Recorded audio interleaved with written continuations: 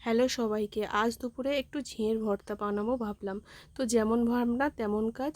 প্রথমে আমি 3টে ঝিঙে নিয়েছি, সেটা ছোটো ছোটো করে আগে থেকে কেটে নিলাম। কাঁচা লঙ্কা, পেঁয়াজ, রসুন নিয়েছি, সেটা কেটে নিলাম। এবারে কড়াইতে সর্ষের তেল দিয়ে পেঁয়াজ, কাঁচা লঙ্কা, রসুন কুচি আর চিংড়ি মাছটা দিয়ে সামান্য একটু নুন দিয়ে ভেজে তুলে নিলাম।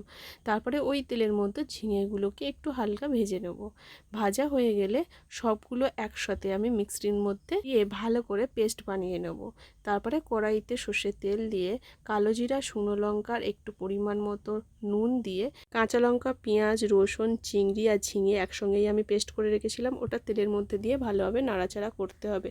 পরিমাণ মতো হলুদ, লঙ্কার গুঁড়ো আর সামান্য পরিমাণে চিনি দিয়ে আবারও ভালো করে নাড়াচাড়া করতে হবে। আপনারা চাইলে হলুদ, লঙ্কা নাও দিতে পারেন।